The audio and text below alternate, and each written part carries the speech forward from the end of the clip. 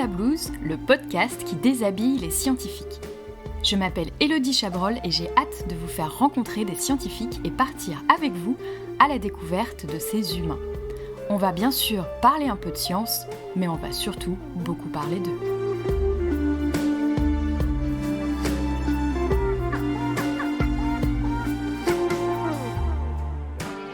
Bonjour à toutes et à tous et bienvenue pour ce nouvel épisode de Sous la blouse. Aujourd'hui, je reçois Anaïs Rémilly. Bonjour Anaïs. Salut Élodie. Biologiste marine. C'est ça. Alors, de toute façon, tu vas nous expliquer tout ce que tu fais dans quelques minutes et tu es au Canada, c'est ça ? C'est ça, ouais, je suis à Vancouver, en Colombie-Britannique. Biologiste marine, ça veut dire plein de choses et rien à la fois parce que ça peut être vraiment sur des tonnes de sujets. Je suis contente de t'avoir, c'est Fanny Etienne de la saison 2 qui m'a conseillé de discuter avec toi et je suis vraiment trop contente. Et là, j'aimerais bien qu'on commence par ce que tu nous racontes tes recherches en fait, pour savoir ce que tu fais exactement. Alors déjà, petite dédicace à Fanny que j'adore. S'il te Une plaît. super copine pendant la licence. Et alors, biologie marine, ça regroupe plein de choses, en effet, comme tu dis. Moi, je suis principalement spécialisée dans les baleines et principalement les orques. D'accord. Et j'étudie l'impact de la pollution chimique sur les populations et sur les individus. Donc, en fait, ça engouffre plein de choses. Ouais. Parce que la pollution chimique, elle arrive principalement dans l'animal via son régime alimentaire, en fait, via sa nourriture. Mhm. Et puis, de manière plus globale, la contamination chimique, elle arrive dans la nature via nous, les hommes. D'accord, Donc, ouais. c'est nous qui, en fait, ce sont tous les composés que j'étudie. Donc, ces polluants chimiques, en fait, c'est toutes des molécules qui ont été créées par les humains. Et ils arrivent, en fait, dans l'environnement. À la base, on n'avait pas du tout prévu de les rejeter dans la mer. Mais en fait, ils ont fini par ruisseler et atteindre les océans. Et en fait, la caractéristique majeure de ces contaminants, c'est qu'ils se lient aux graisses et en fait, ils s'accumulent et ils s'amplifient le long de la chaîne alimentaire. Et donc, Ok. l'entrée principale dans le corps pour les animaux, c'est donc bien sûr par leur régime alimentaire. Mhm. Donc moi, j'étudie le lien en fait entre ce régime alimentaire et la contamination chez les orques, parce que les orques, c'est les prédateurs principaux de nos océans. Et en fait, ils sont tout au sommet de la chaîne alimentaire, donc ils ont accumulé toutes ces molécules qui se sont amplifiées en fait le long de la chaîne alimentaire. Et ce sont les animaux les plus contaminés au monde. Voilà, tout simplement. Et donc moi j'étudie en fait donc ce lien entre leur régime alimentaire et la contamination, parce qu'on sait que toutes les orques mangent pas la même chose. En fait, t'en as qui mangent du poisson, donc qui vont être moins contaminés parce que le poisson est plus bas dans la chaîne alimentaire. Que Et genre t'en as des qui vont phoques. manger c'est ça, comme tu dis, il y en a qui vont manger des phoques ou des petits dauphins ou même des grosses baleines qui sont un petit peu plus élevées dans la chaîne alimentaire et du coup elles vont avoir accumulé plus de contaminants que des poissons. Ok. Ah ouais, en fait, c'est chaque animal qui mange l'autre, en fait, ça accumule en contaminants, c'est ça ? C'est un effet boule de neige, totalement. Ok. Et donc, en fait, c'est pas des très bonnes nouvelles pour les orques. Non. En plus de ça, bon, je vais pas dive à fond dans la biochimie, mais en fait, ou même la génétique, mais on sait que les cétacés, dont fait partie les orques, ont un gène qui est inactif, et en fait, c'est un gène qui aide les autres animaux à détox leur corps. Alors, c'est des molécules qui sont très stables, ces contaminants chimiques, donc ils se cassent pas dans l'environnement une fois qu'ils arrivent dans l'environnement. Mais on sait que grâce au métabolisme et au processus de détoxification du corps, il y a certains animaux qui sont capables un petit peu de réduire leur concentration de ces contaminants. Mais les baleines, c'est pas le cas parce que justement leur gène est inactif et donc c'est encore moins des bonnes nouvelles pour les orques. Et en fait, voilà, moi je me suis principalement intéressée au régime alimentaire, principalement dans l'Atlantique Nord parce qu'il était plutôt méconnu et donc de son impact sur cette contamination environnementale. Et maintenant là, dans mon postdoc à Vancouver, j'essaie de rechercher en fait l'impact sur les orques en elles-mêmes. Donc en fait l'impact sur leur santé, l'impact sur leurs hormones, parce qu'on sait que ces contaminants, en fait, passé un certain seuil, ils vont commencer à venir attaquer le système immunitaire. Et donc, les animaux vont plus pouvoir se battre contre des maladies ou contre des parasites de manière efficace. Et puis ensuite, ça vient affecter le système hormonal. Donc, on a des problèmes au niveau du développement, on a des problèmes au niveau de la reproduction. Et on sait que passé un certain seuil, au moins dans les phoques, on commence à avoir des sérieux soucis au niveau vraiment des organes reproducteurs. On a des occlusions utérines, etc. Donc en fait, l'animal est plus capable de se reproduire. Et ça, d'un point de vue des populations, c'est hyper dangereux parce qu'en fait, on commence à avoir des problèmes pour maintenir la santé de la population. Ouais, pour maintenir les populations. Et pratiquement, comment tu fais en fait? Parce que tu vas chercher ça sur les orques, tu fais des prélèvements, tu fais comment? Alors pratiquement, c'est un job de pirate. Non, en Parce fait, que on part en mer et puis, il faut trouver les orques, donc ça déjà c'est compliqué. Puis alors faut penser niveau logistique, il faut partir en mer quand il fait quand même assez beau, enfin qu'il y a ouais, pas on n'est pas dans une tempête, tu vois? Parce qu'on est sur des petits zodiaques, donc c'est pas non plus, enfin c'est pas hyper stable. Et puis ensuite il faut trouver les animaux, bah ouais, les approcher et ensuite en fait on a, une team de 3 personnes qui coordonnent en fait l'effort de recherche. Donc on a, la personne tout devant qui va avoir en fait, comme une carabine à air pressurisé, ouais, qui va tirer une fléchette sur l'animal.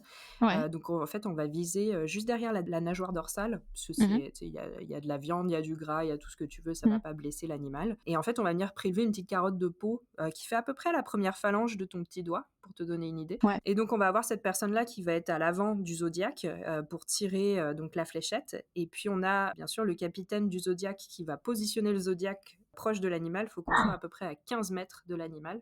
Tu te dirais c'est pas mal loin, mais au final tu es très très proche parce que c'est une grosse bête, ouais, tu vois. Si tu avec oui, un mâle, sa nageoire ouais, dorsale, elle peut faire 1,80 m, quasi 2 mètres. Donc quand ouais. tu es à 15 mètres, c'est toujours très très C'est gros là, bien, c'est tu la bien. vois bien. Ouais, ouais. Et puis, derrière, on a en fait une autre personne.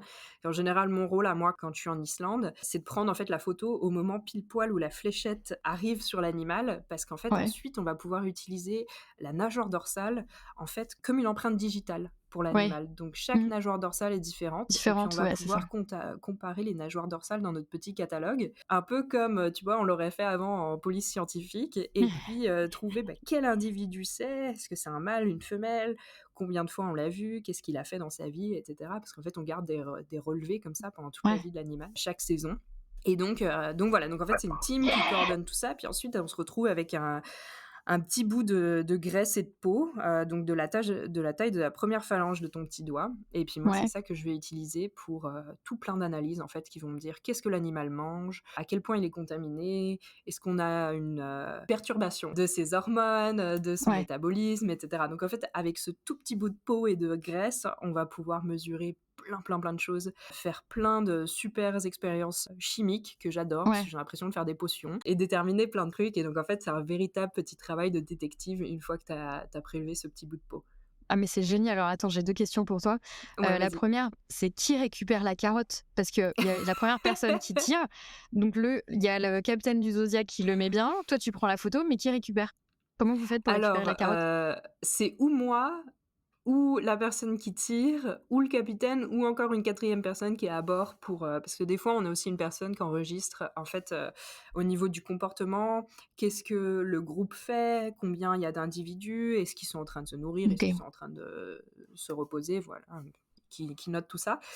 Et donc en fait, quand on tire la fléchette, autour de la fléchette, il y a de la mousse en fait qui va permettre à la fléchette de flotter. Donc une fois qu'elle a atteint OK. l'animal, en fait, dans la fléchette, ça fait donc comme une carotte et il y a des petits crochets. Donc bien sûr, ça ne fait pas mal à l'animal, c'est design pour et puis, c'est quand même une phalange sur un animal de, 9 mètres. C'est pas non plus, C'est un voilà, petit accro, quoi. énorme, c'est comme une piqûre de moustique. Alors c'est peut-être pas très agréable, mais on ne voit pas une grosse réaction des animaux quand on tire Ouais. la fléchette. Mais donc en fait, la fléchette va remonter à la surface et nous, avec une petite épuisette, on va venir pour, attraper la fléchette et OK. bien sûr après la mettre dans un sac, voilà, hermétique où elle va être protégée et ensuite on balance OK. ça dans une glacière et quand Et on ouais. rentre, sur terre, là on met ça dans un congélateur.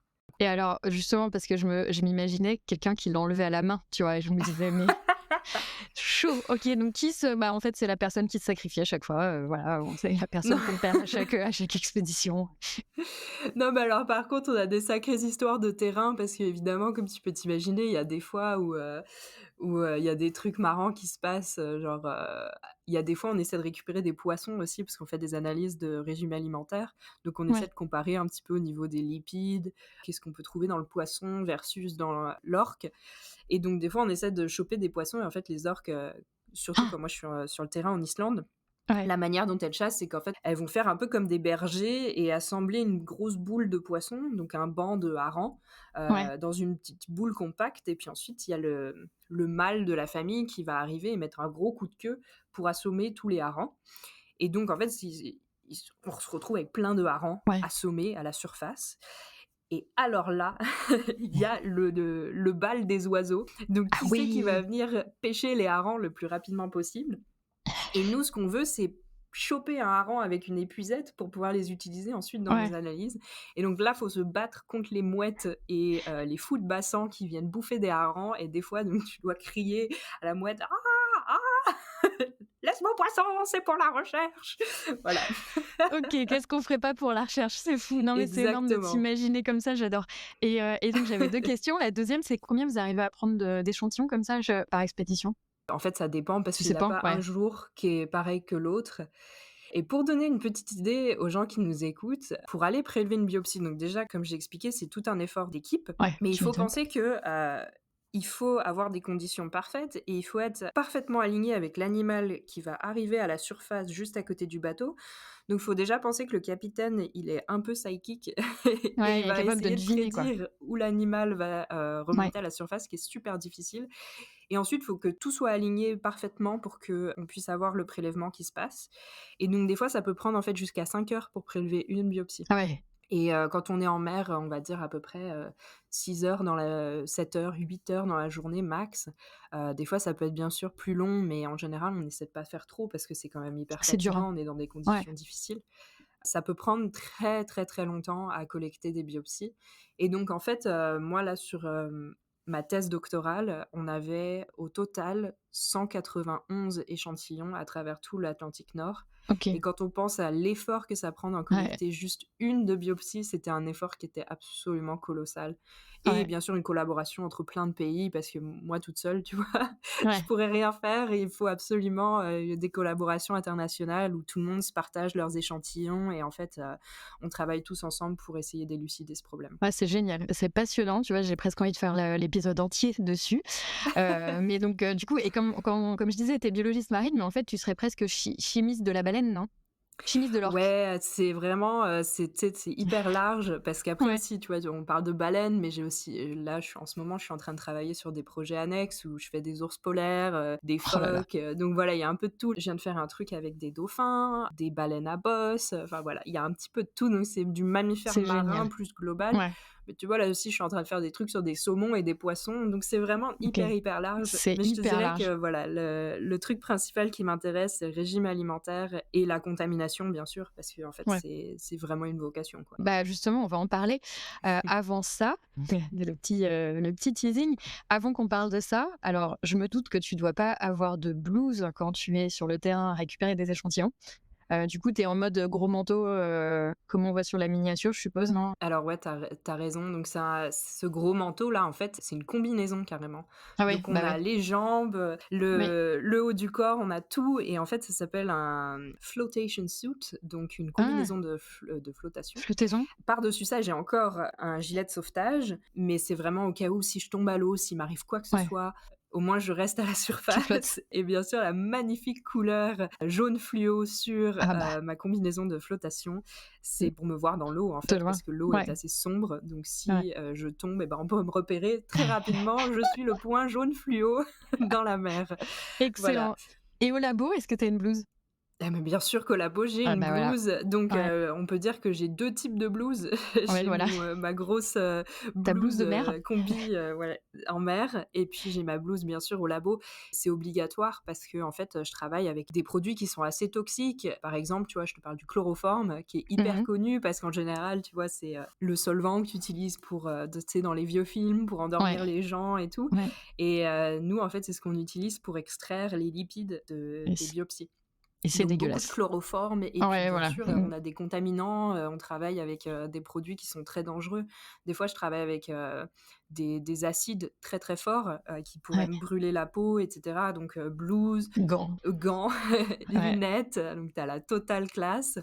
Mais ouais, ça, c'est hyper important. Bien sûr, c'est toujours des longs pantalons avec des chaussures fermées Ouais, parce que si tu as ouais. quoi que ce soit qui te tombe dessus, c'est C'est un dangereux. trou, quoi. Ouais. Ouais, En c'est mode, ça, on c'est a un des trou. pieds avec des trous, quoi. C'est Et puis pour la petite joke, une fois j'ai, de l'acide, et de l'alcool, tu sais, tu les oh mon Dieu. mélanges, ça fait une Ouais, réaction, qui explose en fait ouais. et on avait tout plein de mécanismes pour se protéger, mais à ce moment-là, le truc a explosé trop rapidement et donc j'ai, de l'alcool acidifié qui m'a explosé dans la figure et là, c'était pas Non. drôle. Alors j'ai eu aucune séquelle, il s'est rien passé, j'ai tout de suite mis la tête en fait, sous l'eau Ouais. pendant 10 minutes pour tout me rincer, mais c'est vrai que, tu vois, des fois, ça arrive, donc j'étais contente d'avoir mes lunettes de Ah protection, bah ouais, tu m'étonnes. d'avoir mes gants, d'avoir ma blouse, d'avoir les Ouais, cheveux attachés et comme ça, j'ai eu aucune, séquelle, quoi. tu m'étonnes. Oui, donc comme quoi, mais c'est ce qu'on disait avec Suzanne, hein, quand il y a besoin d'une blouse, souvent c'est vraiment pour se protéger ou pour Ouais, ouais, protéger, ouais. tes échantillons, quoi et du coup, il y a vraiment besoin. Alors, tu parlais de vocation tout à l'heure. Donc, moi, j'aimerais qu'on retourne loin en arrière, enfin, peut-être pas si loin que ça, mais loin en arrière pour savoir est-ce que la recherche, c'était, enfin, est-ce que c'est une vocation? Est-ce que c'est ce que tu voulais faire quand tu étais petite? Ou est-ce que c'est plutôt les orques, l'océan? Enfin, comment ça t'est venu, en fait, d'arriver à faire ce travail-là? Bah, écoute, moi, ça a débuté, toute petite. Je pense Ah, qu'à 3 ou ouais, 4 ans. Alors ouais, moi, je suis pas du tout tombée là-dedans, par hasard. Alors la ouais. pollution, un petit peu plus. Mais pour ce qui était des orques, à 3 ou 4 ans, j'ai regardé Sauver Willy et je suis Ah bah tombée ouais. amoureuse. Mais vraiment amoureuse. Je pouvais plus avoir assez d'orques. C'était que les baleines tout le temps, tous les jours. Ah Et ouais. en fait, à l'époque, ma mère était, instit, donc prof des écoles Ouais, et en plus directrice de son école. Donc en général, avec ma sœur, on restait super tard parce que ma mère, elle avait toujours des corrections à faire ou, ouais. des trucs à préparer, tu vois? Et on restait vachement plus longtemps que les autres et on s'embêtait un peu quand même à à l'école et Ah donc ouais. c'était le tout début des années Google et donc Ouh! moi, en fait, j'allais sur Google et puis, je cherchais tout ce que je pouvais sur les orques. Voilà OK. et donc Ah après ouais. je me créais des petites fiches. Non mais j'étais complètement malade, hein. Je me créais des petites C'est fiches. génial. Ma mère les a retrouvées d'ailleurs, je mourais de rire, où je disais: «Voilà, ils ont tant de dents, ils mesurent Excellent. tant, ils habitent là-bas et tout» et en fait, mon grand rêve, c'était de déménager au pays de Sauver Willy, donc c'est-à-dire en D'accord. Colombie-Britannique, c'est-à-dire où je me trouve Bah ouais, actuellement, donc c'est quand c'est même génial. super chouette. Mais ça a toujours été ça, ouais.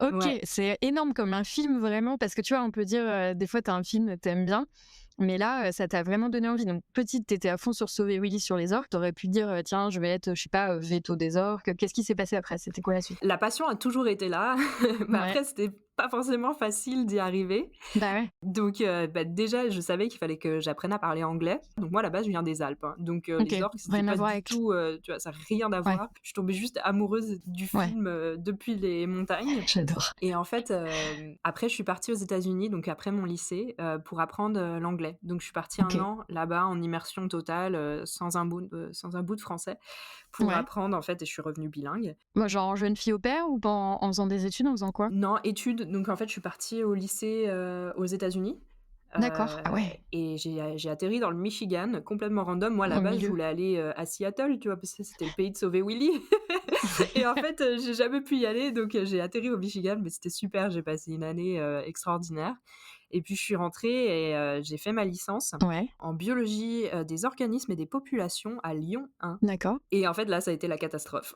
Je me suis ouais, ah ouais, non, j'étais, puis c'est tu vois, on a commencé, le début de la licence, on était 1000 et je pense ouais, qu'à la c'est fin, énorme. on a gradué, on devait être à peine 200. Ouais, ouais, moi, Tu c'était vois, à peu près c'est, la même. On est passé de 400 à 100, je crois, un truc comme ça, c'est ouais, c'est vénère, ça, hein. tu Ouais, un filtre qui se passe, tu vois? Ça ouais. nettoie, absolument les moins, motivés et moi, je t'avoue que pour le coup, j'ai commencé en fait, c'était hyper, général. Il y avait de la physique, il y avait des Ouais, maths. J'avais je eu, comprends. je crois, j'ai eu 4 au bac en maths. J'ai jamais été matheuse, hein. Maintenant, je fais que des maths. Je fais que Et de la comment tu stat. gères? Comment tu gères, du coup? Non, je gère très bien, Tu mais fais parce des que maths c'est pour une précises, en bonne fait? cause. Ouais, Ouais, puis c'est des stats, ça a toujours fait un peu plus de sens pour moi que, ouais. tu vois, les nombres, comment on appelle ça? Les nombres primaires ou des trucs comme ça? Ouais, puis il y avait des Mais moi, matrix. tu Moi, c'est les matrix, hein, qui m'ont ah cassé le ouais, oh cerveau non, en les licence. matrices. J'y arrivais pas. C'est le truc, je suis là: «Non, désolée» et Ah pareil, ouais, la non, moi, physique, c'est mais c'est que pareil. ouais, en fait, en licence, ce qui est difficile, je trouve, c'est que c'est hyper généraliste et du Mmh. coup, tu te manges des matières que tu ne veux absolument pas faire Ah totalement. et puis c'est à un niveau un peu plus élevé que le lycée et du coup, c'est vraiment hyper dur parce que tu arrives, tu te dis: «Bon, OK, j'ai 6 mois ou 1 an à me manger, de la physique ou des maths que je veux pas forcément faire», mais c'est dur, hein, franchement, enfin, C'est la très dur et puis je licence trouve que quand tu es en classe où tu es tellement de gens comme ça. Nous, je Mmh. me rappelle, on avait des gens qui étaient assis dans les escaliers en amphithéâtre et d'autres qui arrivaient même plus à rentrer dans Oh là l'amphithéâtre ouais, et tu te dis: «Mais comment est-ce que je fais pour pas décrocher?» Et en ouais. fait, bah, j'ai décroché. OK, voilà, comme J'étais ça, tout c'est simplement, tu vois, je pense que je me suis dit: «J'ai quand même tenu bon, ma 1re année de licence et ma deuxième, j'ai dit: "Franchement, foutu pour foutu, je vais aller faire la fête"». Et OK. du coup, j'ai été faire la fête.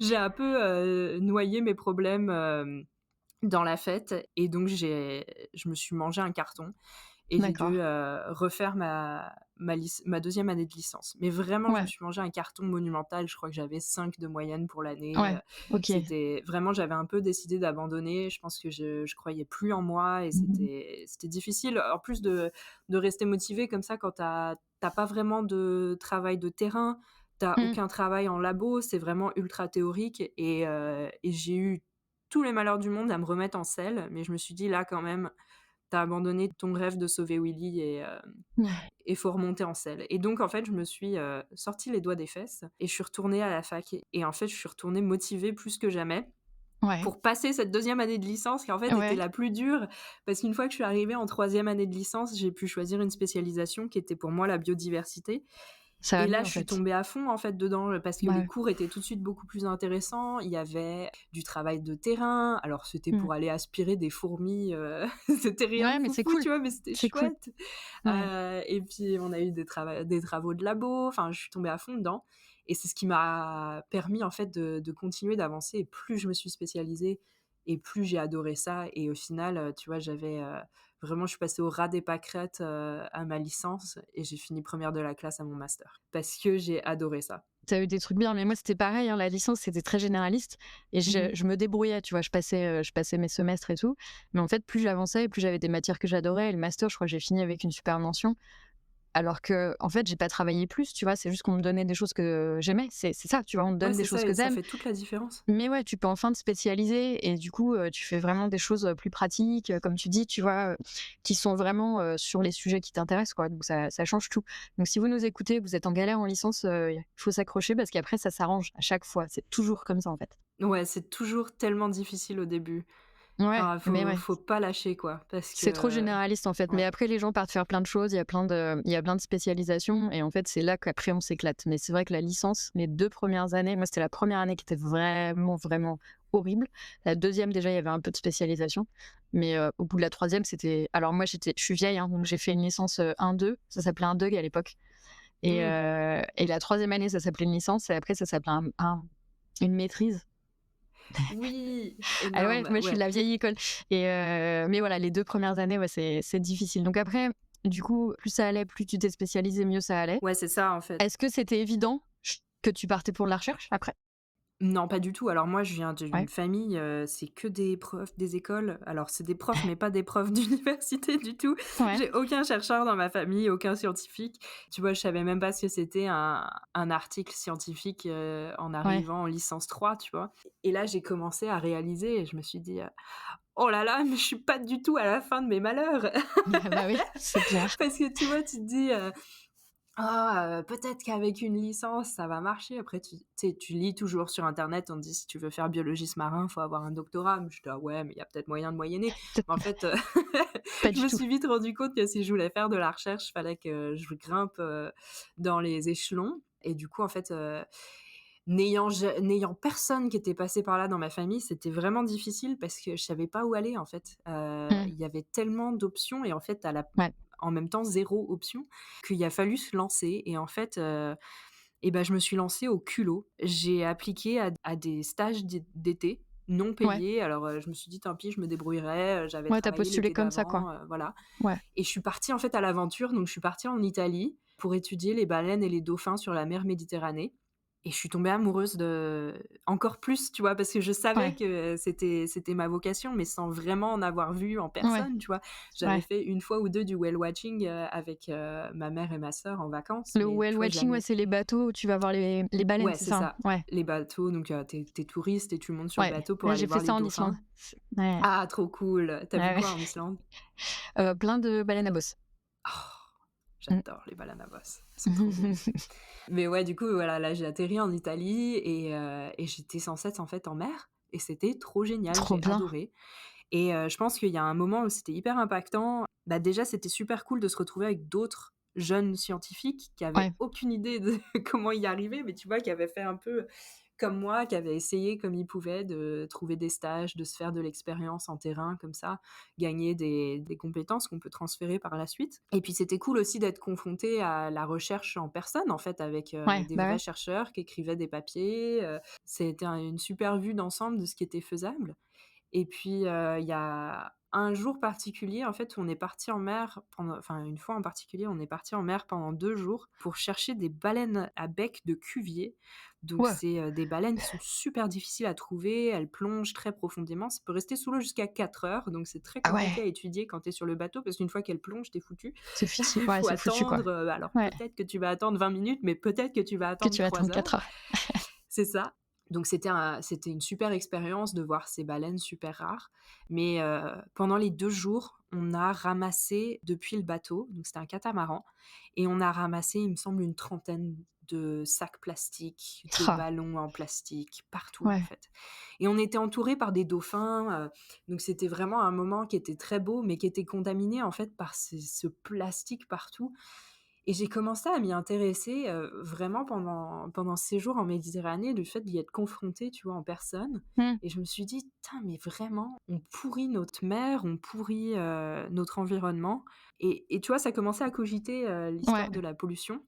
Et en fait, ça a percuté pendant mon master. Donc, en d'accord. fait, en rentrant d'Italie, j'ai commencé un master, donc encore une fois au culot, hein. Vraiment, Ouais. j'avais appliqué, j'avais aucune idée de comment ça se passait. J'avais été rejetée de St Andrews en Écosse, qui est, Ouais. le master sur les mammifères marins que tout le monde OK. veut faire. J'ai été rejetée lamentablement. Et en fait, j'ai fini dans un master qui s'appelait, Marine Environment and Resources, et c'est, donc, ressources environnementales marines. Et c'est un master qui est, piloté par un programme Erasmus Mundus et qui, en OK. fait, regroupe 4 universités. À l'époque, c'était 4, maintenant je pense qu'ils en ont intégré plus, et donc 4 pays. En fait, ça m'a vachement plu parce que j'adore voyager, et à chaque semestre, tu devais changer de pays et changer Ah, c'est cool ça. d'université, OK. et tu sélectionnais tes cours à la carte. Et Ouais, donc en trop fait, je bien. me suis retrouvée dans une promo, on était 30 à avoir été sélectionnés, on venait du monde entier, et les 30 personnes, il n'y en avait pas une qui voulait faire la même chose. Il y avait Ah, des trop gens bien. qui Ouais. voulaient faire, de la physique, des fonds marins. Il y en a qui voulaient faire, l'acidification, de l'eau et l'impact sur les coraux. Et en fait, j'ai été exposée à un éventail de différentes, disciplines, de différents sujets de recherche. Ça a été incroyable. Et puis par les cours que j'avais sélectionnés, donc moi, focus, c'était les mammifères marins et la Ouais. pollution, de Ouais. par ce que j'avais vu dans, la mer En Méditerranée. Italie. Ouais. Et pendant ce master, donc en fait, j'ai fait des tours partout. J'ai fini à Bordeaux, j'ai fait Ouais. un stage aux États-Unis, pour faire pousser mes propres cellules de baleine à bosse. C'était incroyable. Excellent. J'ai fait, le Pays basque en Espagne, qui était super, et en fait, à un moment, j'ai atterri en Belgique, à Liège, et j'ai fait ma première nécropsie de dauphin. Et donc en fait, une nécropsie, c'est une autopsie, sur, des animaux, et donc c'était un dauphin qui s'était échoué, et c'était un vieux mâle, et on essayait on se demandait en fait comment est-ce qu'il était mort. Et quand on a ouvert l'animal et qu'on a inspecté ses organes, en fait, on a trouvé des milliers de vers parasites. Donc c'était assez dégoûtant, quand Ouais. même. Mais on demande à notre prof, on dit: «Mais qu'est-ce qui s'est passé? Comment Ouais. est-ce qu'il a pu se retrouver avec autant de parasites, quoi?» Le dauphin était vraiment, il se faisait manger de l'intérieur, c'était horrible. Et en fait, c'est là que ça a tiqué. La relation entre tous les contaminants qu'on rejette, qui viennent impacter le système immunitaire, et ce Ouais. dauphin, ce vieux mâle dauphin qui avait accumulé des contaminants toute sa vie et qui était mort complètement parasité. Et là, ça a cliqué totalement et je me suis dit: «Mais c'est ma C'est mission, ça. Ouais. c'est ce qu'il faut que je fasse. Il faut que voilà, je vais me focus sur les contaminants et sur, la santé des mammifères marins». Et alors à ce moment-là, tu vois, moi j'avais toujours mon rêve de sauver Willy qui était dans la tête, mais tu vois, là, j'avais vraiment ma mission, j'avais trouvé Ouais. ma vocation.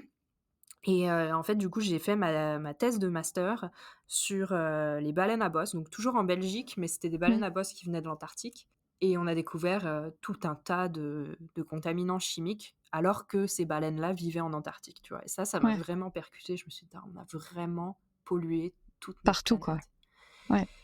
Et là, je me suis dit: «Il faut absolument que j'arrive à trouver un truc sur les orques», parce qu'à ce moment-là, j'ai fini par, réaliser que les orques, c'était les plus contaminés. En fait, ce qu'on mesurait dans les Mmh. baleines à bosse, c'était rien comparé à ce qu'on peut mesurer dans les orques. Et d'ailleurs, je l'avais vu, aussi en personne parce que j'étais dans un labo en Belgique pour, extraire les contaminants de mes baleines à bosse, et puis on nous avait glissé une, biopsie d'orque qui avait été, en fait, c'était une orque qui s'était échouée, c'était un bébé qui Mmh. s'était échoué en Allemagne, qui était décédé. Et donc en fait, on avait sa biopsie, on l'a balancé dans le même, Ouais, cycle dans le test, d'extraction, tu quoi. vois? Parce que Ouais. la méthode est la même. Sauf qu'une fois qu'en fait, on a mesuré la biopsie du petit bébé, qu'on a mesuré les contaminants, et ben, le pic, donc en fait, c'est de la chromatographie qu'on fait, donc en gros, ça nous montre un pic pour une molécule, et plus le Ouais, pic est haut, plus, la molécule il est y en a. concentrée dans les, tissus. Et donc nous, on avait nos pics de baleine à bosse, tout se passe bien. Et là, on met le bébé orque dans la machine. Donc bien sûr l'extrait, hein, pas la Ouais, biopsie elle-même. pas d'animal. On met l'extrait de la biopsie du bébé orque qui est décédé dans la machine. Et là, le pic Il a tout explosé. explose. On Mmh. pouvait rien mesurer tellement c'était concentré, contaminé. Et en fait, on a dû diluer Ouais. l'extrait. Il me semble que c'était 100 000 fois, Ah pour être ouais. capable de mesurer le pic, parce qu'en fait, si c'est trop gros, tu peux pas mesurer, précisément. L'instrument, en fait, est trop saturé. Ouais, ouais. Et donc on a dû diluer cet extrait tellement de fois qu'en fait, là, j'ai capté vraiment le degré à quel, enfin, Ouais, la contamination chez les orques, c'est vraiment un désastre. Et là, je me suis dit: «Il ouais. faut absolument que je trouve un sujet là-dessus». Et du coup, j'ai cherché partout, je me suis tapé plein de refus, et évidemment, c'est hyper, compliqué parce qu'il y a pas beaucoup de gens qui font ça sur terre. Et puis après, il faut encore se trouver une place, faut trouver du Ouais. financement, enfin, tu vois? Faut vraiment que toutes les étoiles s'alignent. Et en fait, j'ai contacté un chercheur, dont j'adorais les travaux, que j'avais rencontré à une conférence, au Danemark. Et je lui ai dit: «Écoute, j'ai lu ta thèse en long, en large, en travers. J'adore tout ce que tu fais. Est-ce qu'il y a pas, un projet qui se monte ou quelque chose à refaire Ouais. par-dessus? Voilà, je veux faire ça, sur les orques». Et il me dit: «Bah, pas sûr, mais je te reviens si j'ai quelque chose». Donc je me suis dit: «Bah, c'est mort, tu vois? J'aurai Ouais. jamais rien». Et 3 semaines plus tard, en fait, il m'a mis en lien avec, ma maître, de doctorat, donc au Québec, à Montréal, donc qui OK. s'appelle Melissa McKinney, et qui était en train de monter ce projet-là sur les orques. Et là, j'ai tout de suite dit, en fait, il me restait 3 mois avant de débuter. Donc en 3 mois, j'ai dû, bah, Ouais. complètement changer de vie. Ouais, Et c'est puis, clair. appliquer, à l'université, appliquer à du financement, appliquer à, mon visa, et cetera, et sauter dans l'avion. Et en fait, j'ai dit, «C'est la chance de ma vie», et j'ai Ouais. sauté dans l'avion. Super. Et donc C'est après 4 ans et excellent. demi, de travail acharné, voilà, j'ai eu mon doctorat, au Québec. Et depuis, voilà, bah, maintenant c'est un amour confirmé. J'ai eu la chance, de voyager partout, d'aller voir des Ouais, orques en c'est trop de chance. Islande, voilà, ça a été absolument fabuleux, et c'est comme ça que je suis arrivée là. Ah mais super, mais c'est vraiment génial parce qu'en fait, ouais, c'est un travail, tu as une vocation de sauver Willy et en fait, tu as la pollution en plus qui est arrivée après. Mmh. C'est excellent comme parcours, c'est vraiment dingo, de voir, tu sais, toutes les étapes et puis c'est un sujet, je pense on c'est loin, donc on s'en rend pas compte, tu vois? On se dit: «Non mais l'Antarctique, tu vois, ça va, c'est loin», mais en fait, Totalement. pas du tout et c'est hyper, pollué et on s'en rend pas compte et je trouve que c'est hyper important justement d'avoir des gens qui vont voir et qui permettent de faire des études là-dessus. C'est passionnant, franchement j'adore et d'ailleurs tu as fait un TEDx? Oui, j'ai fait Alors un on va switcher peut-être, là-dessus parce que tu fais de la com scientifique, beaucoup j'ai mmh l'impression, Ouais, ouais, ouais, j'en fais beaucoup. justement pour sensibiliser les gens à ce problème? Tout à fait. En fait, il y avait 3 axes principaux quand j'ai commencé la com scientifique. Ouais, Il y avait cette idée de partager, en fait, la mission avec, le public, parce que c'est pas toujours des choses dont on est informé. Et je trouvais ça hyper important et pertinent de partager, en fait, toute la recherche qui se passe sur les mammifères marins avec le public. Mais il y avait aussi en fait, une volonté d'aider les futurs chercheurs qui, bah, comme ouais, moi, en fait, étaient complètement perdus et avaient aucune idée de comment aller étudier les baleines. Parce ouais, que j'ai été là à un moment et que, en fait, moi, j'avais pas grand monde et que je cherchais des ressources en ligne et je me disais: «Mais Ouais. comment est-ce que je vais réussir à accomplir mon rêve?» Et il y avait 0 info et donc je me suis un peu dépatouillée comme j'ai pu et je pense que je me suis bien débrouillée au final. Mais il y avait Ouais. cette volonté, en fait, de partager avec, les futurs chercheurs comment est-ce qu'on y arrive, en fait? Comment est-ce qu'on trouve Ouais. des stages pour partir sur le terrain? Comment est-ce qu'on applique à des masters? Comment est-ce qu'on trouve un doctorat? Et puis si on n'en trouve pas, bah, qu'est-ce qu'on peut faire pour continuer à travailler sur les Mmh. baleines et cetera? Donc ça, c'était hyper important Ça, et c'est Whale puis, Scientist, c'est ça? ouais, ça, c'est ça, c'est Whale Scientist. Et puis, à côté de ça aussi, j'avais envie, comme j'ai rencontré plein de gens qui avaient des parcours complètement atypiques, mais comme tu l'as bien sûr, souligné dans ton podcast, tu vois? Des gens qui viennent de partout, qui ont Ouais. des parcours délirants et ben, on avait envie de mettre ça à l'avant aussi. Donc Whale Scientist, en fait, c'est les 3. C'est, OK. on parle de sciences de baleines, on Ouais. parle de comment y arriver et on parle de, jeunes chercheurs hyper inspirants qui ont réussi à se débrouiller pour accomplir leur rêve de travailler sur les mammifères marins.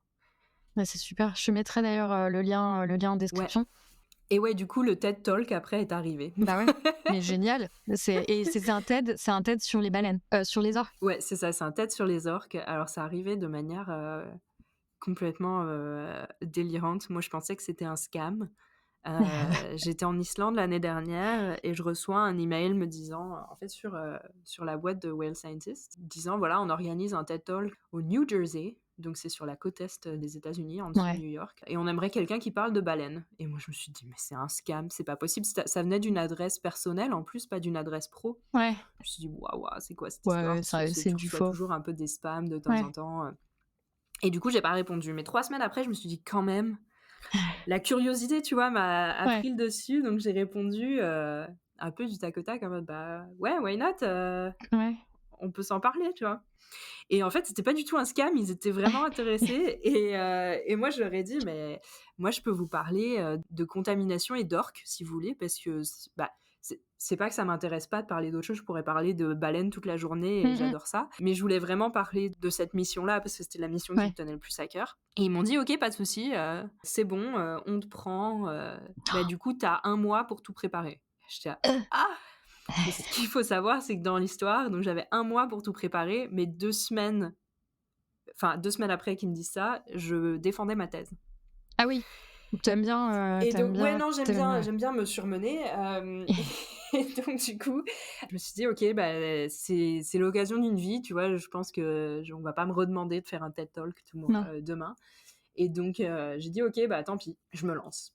Et donc j'ai préparé en un mois, enfin en 2 semaines là, fallait que je passe ma défense de thèse et 2 semaines après, j'étais au New Jersey en train de donner un TED Talk et j'ai cru que j'allais, honnêtement, pardon du mot, mais je me suis chiée dessus, quand je suis montée sur la scène parce que je savais que c'était enregistré et tout et j'avais trop peur. Mais en fait, une fois que je suis partie dedans, voilà, Bah, dans ton sujet, on le sent là, hein, tu es à fond, c'est une vraie passion, tu vois? ouais. Donc une fois que tu es parti, c'est toujours flippant quand tu es sur une grande scène, puis une fois que tu pars, en fait, c'est vraiment les premières minutes, tu vois? Ou voir la première phrase. Moi, je dis toujours à tout le monde, quand je forme les gens, de l'apprendre par cœur, tu vois? Mmh. Vraiment, parce que si tu es un peu en mode, j'apprends pas tout par cœur, mais machin, la première, faut vraiment la connaître par cœur. Comme ça, tu te lances, tu réfléchis pas et après ça vient, tu Ouais, bah, vois? totalement. Beh, j'ai fait Mais pareil, parce j'ai que appris par sinon, cœur c'est l'horreur, quoi. et je me le répétais, mais tu vois, genre, Ouais, 15 fois la par nuit. jour Ouais, bah oui, parce c'est que je la me suis nuit, dit: «Je tu peux rêves. pas», parce que une fois que je vais arriver sur scène, tu vois, je me connais, enfin, j'ai toujours l'énorme stress et en fait, une fois que j'ai commencé, j'ai black-out. Ah, tu plus Et là. les souvenirs me sont revenus, genre, après que ce soit fini. J'étais là: «Bah, dis donc, j'espère que j'ai pas dit de bêtises». Heureusement que je le connaissais par cœur parce que vraiment j'ai Ouais, complètement blackout. Je pense que c'était le stress, intense de bah monter sur ouais, scène. c'est Parce que dans la salle, il y avait, je crois, 300 personnes, donc c'était déjà pas mal. mmh mh. Et puis après, je me suis dit: «Faut pas que je raconte de bêtises parce que si ça finit en ligne, tu vois, tu sais jamais parce que tu as toujours des trolls un peu partout». Puis quand tu commences la communication scientifique, tu t'exposes aussi un peu à ça et j'avais pas envie de, tu vois, me faire démonter, en ligne Mmh mh. et au final ça a été très bien reçu, donc Super. c'était cool. Donc je peux Mais mettre tu vois, c'était le lien en description. ouais, bah, ouais, Tout va super. bien. OK. Mais génial. Et donc tu fais Well Scientist, c'est beaucoup en anglais, hein? Ouais, par contre, c'est beaucoup en OK. anglais pour, toucher plus de gens et puis c'est vrai que, ouais, moi j'aime beaucoup faire des trucs en français aussi, mais en général, bah, comme tout mon travail est en anglais et que toute ma vie est en anglais, Oui, c'est ouais, plus simple. c'est Et en puis anglais voilà, aussi. c'est bien que tu le fasses, du coup, là, j'ai le droit de t'avoir en français. Je suis très contente que tu fasses ça. Je mettrai les liens, comme ça, si vous parlez anglais, vous pourrez aller voir. Tu fais beaucoup de com scientifique, ça doit être un mix, enfin, c'est un peu un mix entre travail et hobby, du coup? Parce que, bon, voilà, c'est pas exactement que du hobby, mais je suppose que ça te prend un peu de temps, qui ça doit déborder un peu sur ta vie. Est-ce que tu as d'autres hobbies dans la vie? Déjà, enfin, pour moi, tu vois, quand tu me dis, je suis sur des bateaux à aller voir des orques, moi perso, tu vois, je suis là: «Vas-y, emmène-moi avec toi, s'il te plaît». Ça serait un hobby, tu vois? Ton boulot, le terrain, ça doit déjà être, mais bon, ça doit être quand même super stressant de récupérer les échantillons, donc c'est pas le même délire que d'être sur un bateau à regarder les orques.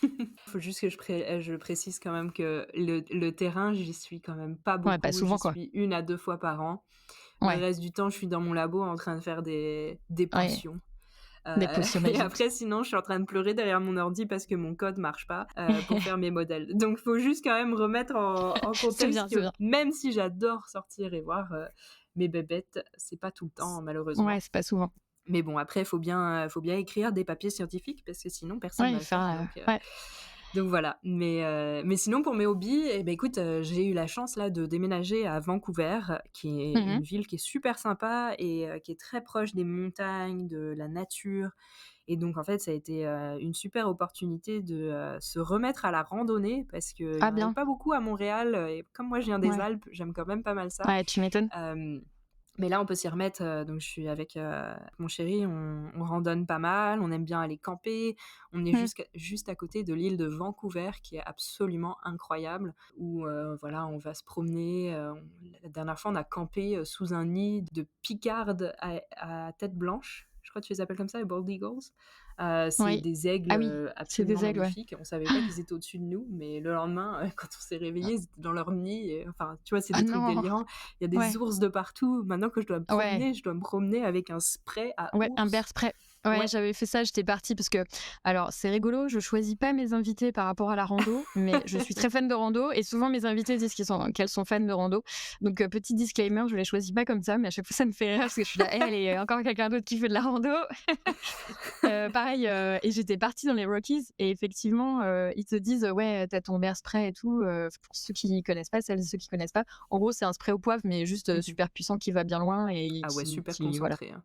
Ouais, Ouais. un peu un super spray au poivre bien vénère Ouais. et ouais, tu dois te balader avec ça. Nous, on avait même fait, une rando, donc j'étais seule. J'avais fait pas mal de voyages solo et en fait, j'avais rencontré une nana qui était photographe et on s'était dit: «Ah bah, demain, on va se faire une rando», sauf qu'en fait, il y avait des rangers qui nous ont dit: «Ah non, vous pouvez pas être moins de 4 pour faire cette rando». Parce Ah qu'il y a ouais, des juste au coins cas où en où. fait, ils nous ont dit: «Ouais, il y a, tel ours, ils ont, tu sais, ils ont des colliers, il y en a qui ont des Mmh. puces et tout» et genre, il y en avait un, c'était un ado, il nous disait: «Ouais, il est encore un peu en train de se tester, donc faut éviter de tomber sur lui». On était là: «OK, d'accord». Et du coup, on était tombés, en fait, on avait attendu un tout petit peu. Il y avait une famille à ce moment-là qui était partie, marcher. Donc on était partis avec cette famille, c'est complètement improbable. On avait fait: «Bonjour, on vient randonner avec vous». Et en fait, les rangers nous avaient expliqué, nous avaient dit: «Attention, si vous croisez, un ours, fallait absolument qu'on se mette, dos à dos». Tu sais, j'avais trop l'impression que c'était les Power Rangers, quoi. Genre: «Mettez-vous dos à dos avec vos bear spray et tout». Tu sais, ils nous avaient fait répéter la position et tout pour qu'en en fait, on soit tous, face à l'ours avec un bear spray qui est personne de dos, tu vois? Ouais, Et ouais, ils ouais, nous avaient ouais. dit: «Il faut que vous soyez nombreux parce qu'en fait, il faut que vous fassiez du bruit», tu vois? Et un groupe, les gens ont plus tendance à ce qu'il y ait toujours au moins une personne qui parle que quand tu es seul ou tu es à 2 ou des fois, tu vois, tu Ouais, parles pas, ouais, quoi. ouais, je comprends. Mais c'est ouf, mais c'est trop bien. Enfin, le C'est Canada pour la rando, hallucinant. Ouais, c'est non, c'est ça. magnifique.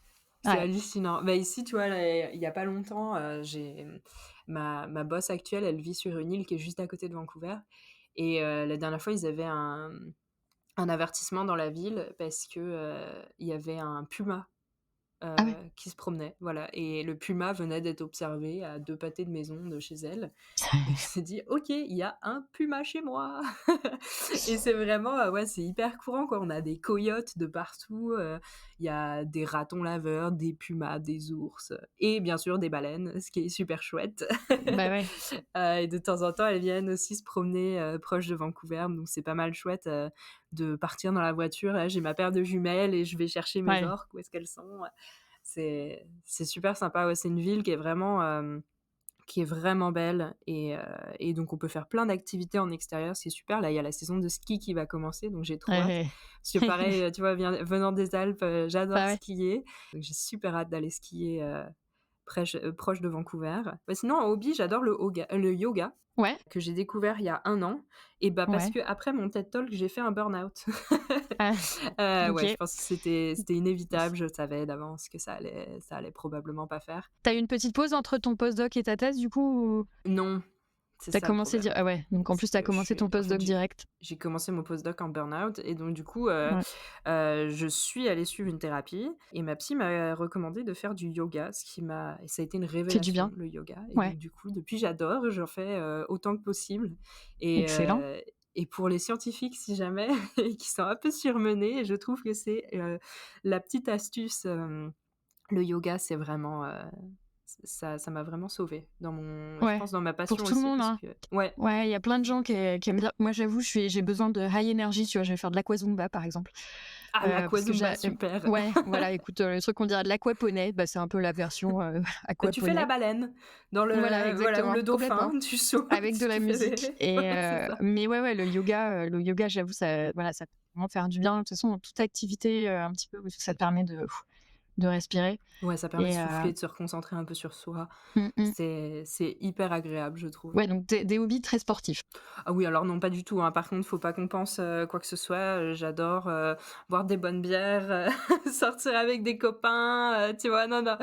Il y en a qui vont me dire, «Ouais, la cuisine», tu vois? On avait, Lucille Bleu, par exemple, qui est quand même donc pour ceux qui l'ont écouté, c'était la première invitée de la saison 3, qui avait dit qu'elle allait commencer un CAP cuisine. Ça y est, pour info, elle a commencé son CAP cuisine. Ah, trop Donc cool. tu vois, il y a des voilà et ça pourrait être, cuisine et tout, mais c'est vrai que là, c'est plutôt, en plus de tout ce qui est, potes, voilà, sorties avec les potes, tu plutôt tournée nature. J'avoue, si tu viens de la Savoie, bah, voilà, la rando, c'est quand même Haute-Savoie, trop bien. pardon, Haute-Savoie. Haute-Savoie. Désolée aux Savoyards. Pardon, pardon. Effectivement, la rando, attends, on va exploser le temps, désolée, mais tu es tellement passionnante, tu as tellement de trucs à raconter. Écoute, désolée si vous écoutez, peut-être que vous écouterez ce podcast en 2 fois, mais en tout cas, voilà. Juste avant qu'on passe à la suite, est-ce que tu as un chemin de rando préféré dans les Hautes-Alpes? Dans les Hautes-Alpes, alors oui, les chalets de Miage. OK, Alors c'est absolument incroyable, c'est pas très OK. difficile, donc c'est accessible aux débutants, intermédiaires, mais Ouais, si vous avez l'opportunité de remplir un petit sac à dos avec une petite tente de bivouac, des ouais, petits repas sympas et juste de monter pour la nuit, en fait, on peut camper en mode sauvage et c'est au pied d'un glacier dans une espèce de cuvette là, quand tu arrives, OK. c'est absolument incroyable. Il y a ce glacier qui descend. Je te parle du glacier, moi c'était il y a quelques années, alors Oui, j'espère que le peut-être que glacier maintenant est il y a moins toujours de là. glaciers. Ouais, Ouais, j'espère qu'il a pas OK, fondu, mais en tout cas, c'est incroyable. Il y a des chevaux partout. Enfin, OK. c'est trop beau. Il y a un petit refuge. Tu peux aller boire un petit coca Une après bière. ta rando. Un coca, voilà. Ouais, mais ou autre, peu importe. Ouais. Mais c'est vraiment une super rando qui est accessible et qui est trop belle. OK, bon, bah, c'est noté. C'est noté. On est en train d'exploser le temps, mais c'est pas grave. Écoute, moi j'apprécie. Je pense que les auditeurs et auditrices, vont aussi apprécier, cet épisode. On arrive à la fin. Il faut que tu répondes à la question de Suzanne. Oui. Alors Suzanne demandait: «Qu'est-ce que tu trouves le plus gratifiant dans ton métier?» Ah, bah, bon. Voilà, on sait que mon métier, c'est ma passion ultime. Bah, ouais. Donc je pense que tout simplement d'avoir la chance de le faire. Je sais que voilà, la chance n'est pas donnée à tout le monde, que, j'ai eu énormément, énormément de chance pour arriver jusque-là. Ça a été beaucoup de travail, mais énormément de chance et de choses qui se sont alignées au bon moment et je pense que juste d'avoir l'opportunité de faire ce que je fais, et de contribuer en fait à la conservation des orques via Ouais, nos c'est ça, efforts, d'avoir un ouais. impact. C'est ça, Ouais. d'avoir tout à fait et via la communication scientifique aussi, parce qu'il y a beaucoup de travail. Oui, on parlait de Whale Scientist, mais il y a beaucoup de travail avec les médias et cetera Mmh mh. pour, décortiquer nos études et ça, c'est vraiment, ouais, c'est hyper gratifiant, je trouve. Bah, en fait, tu fais ton rêve de sauver Willy, quoi. Voilà, c'est ça. Donc Ouais. voilà, c'est en fait, j'ai vu la question, j'étais là, bah, en fait, ça sera assez simple avec toi, Oui, c'est ça, non, c'est c'est voilà. assez simple. Ce qui est génial dans ton métier, c'est que, bah, ton rêve, c'était de sauver Willy et tu es en train d'essayer, en tout cas, de sauver Willy. Est-ce que tu aurais une question pour la prochaine invitée? Alors oui, j'ai une question et ce serait: si tu devais changer un truc dans ton parcours, ce serait quoi? Très bien, je note, je lui poserai la prochaine fois, donc faudra écouter l'épisode prochain pour avoir la réponse. Et écoute, on va arriver à la fin de cet épisode qui était vraiment fou. Je suis vraiment très contente. Merci Fanny de m'avoir conseillé de Gros contacter bisous, Fanny. Anaïs. Voilà, des gros bisous Fanny de nouveau parce que franchement, c'était vraiment une super discussion. Avant de terminer, il y a toujours ce mot de la fin, ce truc sur lequel on va clôturer le podcast. Donc ça peut être un truc qu'on n'a pas forcément raconté ou un truc qu'on a déjà sur lequel on est passé mais sur lequel tu voudrais revenir pour finir. À la base, quand on avait parlé au tout début, là, je me disais, il faut que je parle du fait d'avoir du culot et vraiment de tout tenter parce que, tu vois, je me suis toujours rappelé ma mère qui me disait, tu vois, la phrase typique des bronzés, oublie que t'as aucune chance, on sait Sur un jamais, malentendu. sur un malentendu, ça peut marcher, fonce, tu vois. Et c'est ce que j'ai fait toute ma jeune carrière et je pense que c'est l'élément qui m'a le plus aidée. Malgré le fait qu'il y a eu énormément de chance, dans mon parcours, que voilà, Mmh. tout soit bien aligné, je pense que d'y aller au culot et de dire en fait, c'est au-delà d'aller au culot, c'est vraiment de croire en soi parce que, on finit par se rendre compte, je trouve que, peu importe si les gens croient en nous, il faut croire en soi, il faut avoir confiance en soi et des fois en fait, même si on n'a pas encore confiance en soi, ben, fake it till you make it.